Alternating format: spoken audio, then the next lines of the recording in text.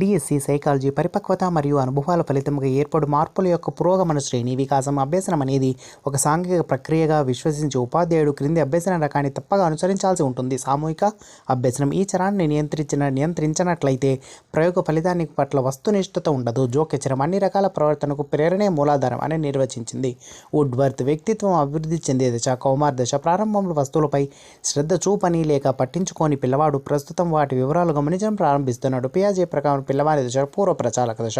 ఉపాధ్యాయుని మార్గదర్శకత్వంలో తన సొంత అనుభూతులు, ఉద్వేగాలు, వాటి మధ్య విచక్షణను ఉపయోగించడం, తెలుసుకొని ఆ సమాచారాన్ని తన సొంత క్రియలకు నిర్దేశించుకునే ప్రక్రియ. వ్యక్తంతర్గత ప్రజ్ఞ ఎక్కువ సందర్భాల్లో స్వల్పకాలిక స్మృతిలో సమాచారం నిల్వ ఉండే సమయం 20 to 30 seconds. హెన్రీ ముర్రే అభివృద్ధి పరిచింది ఇతివృక్క గ్రాహక పరీక్ష.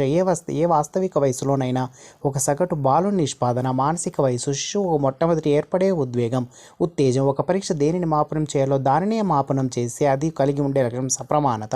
పావ్లోనియన్ పద్ధతిలో మొదటి సోపానమైన నూతన ఉద్దీపన ఈ విధంగా ఉంటుంది: తటస్థమైనదిగా. నిర్నిబంధిత ఉద్దీపన లేకుండా నిబంధిత ఉద్దీపన క్రమం తప్పకుండా ఉపయోగిస్తే నిబంధిత ఉద్దీపన తన సామర్థ్యాన్ని పోగొట్టుకొనిన అది విరమణం.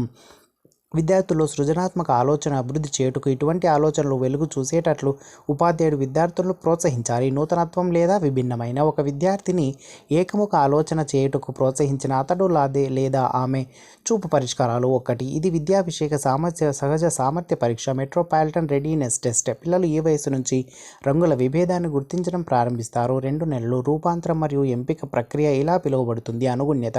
శారీరక ప్రేరేపణ మరియు బహిరంగ ప్రవర్తనను ప్రేరేపించే ఒక క్లిష్టమైన మానసిక స్థితి. ఆందోళన.